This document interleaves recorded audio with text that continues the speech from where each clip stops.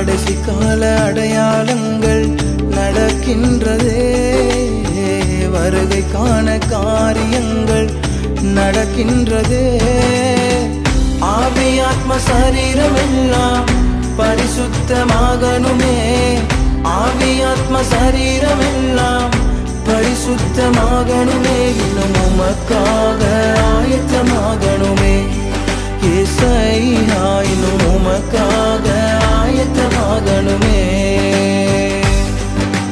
ஆயத்தமாகணுமே, இன்னும் ஆயத்தமாகணுமே. உங்க வருகைக்காக ஆயத்தமாகணுமே, ஆயத்தமாகணுமே, இன்னும் ஆயத்தப்படுத்தணுமே.